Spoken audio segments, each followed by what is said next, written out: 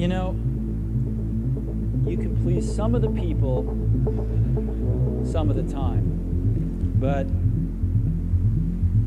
one of the hardest things when you're trying to affect change is that people like this gentleman are right.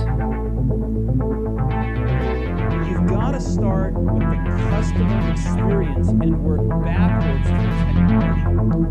What incredible benefits can we give to the customer? I can just say it again. On the date I left, I absolutely, unequivocally thought the company was in good shape.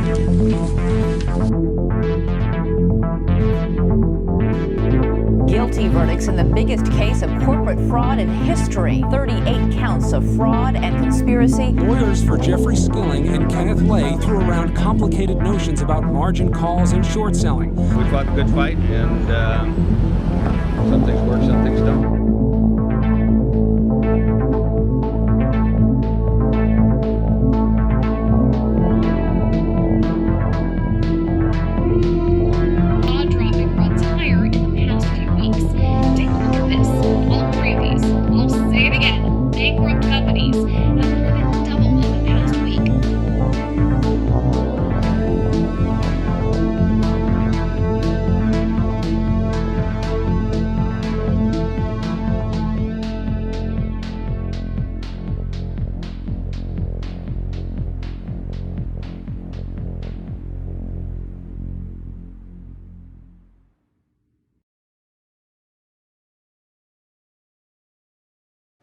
When that company is bankrupt, it's not the shareholders, it's the creditors, the bondholders who do the owning. So let me give you a lesson on the credit side of the business.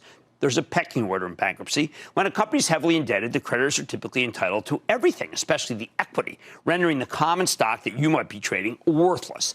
Then they create a new common stock for the bondholders to try to make them whole.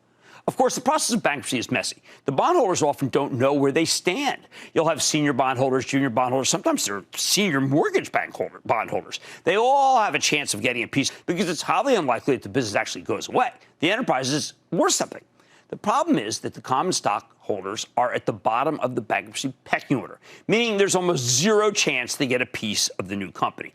Since the creditors can't collect, they're going to seize the collateral, which is the business. So this $4 stock will most likely just be canceled. Enron had a lot of businesses in varying sectors, and following its bankruptcy, anything worth any value was sold, with Enron Corp's last remaining business, Primer Energy, being sold in September 2006. For the sake of our restoration project, we looked at what intellectual property was still up for grabs. We checked with the US Trademark Office, and many attempts had been made to take hold of the Enron IP, with a few standing out, in particular Enron International Limited, who we'll probably make a video on later on. This company was owned by German millionaire Michael Glissener. However, in December 2020, just like its predecessor, Enron International Limited was dissolved.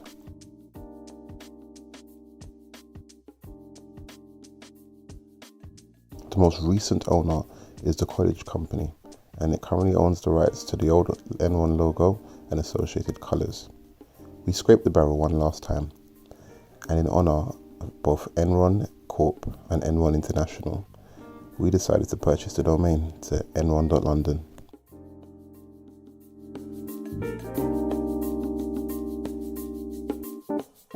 Since the old logo had been bought, and in most markets the associated goodwill was all but gone, we decided to take the Fire Festival approach and make Enron cute.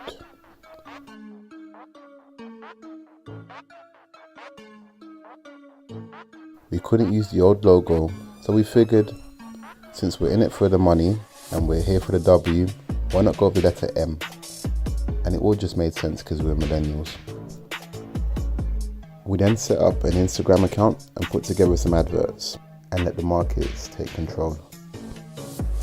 We decided to look into areas where Enron, the original Enron, hadn't already ventured into, and then from there, with the aim of generating profits, expand to different areas, starting with, no surprise, t-shirts and mugs.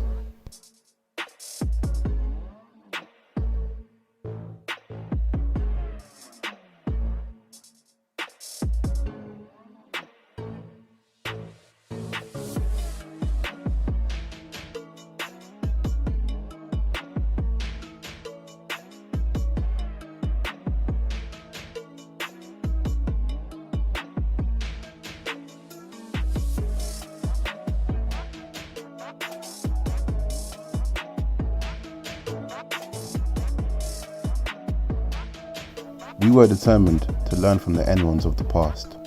Fraud aside, Enron Corp was just too big to make quick moves. So we decided to expand with the market. And after 30 days, if we couldn't generate a profit, we would auction our domain on eBay and cut our losses. In any case, for a limited time only, check out enron.london to find out if we generated a profit, or to simply be notified when the domain is up for auction. Like, share and subscribe to the channel.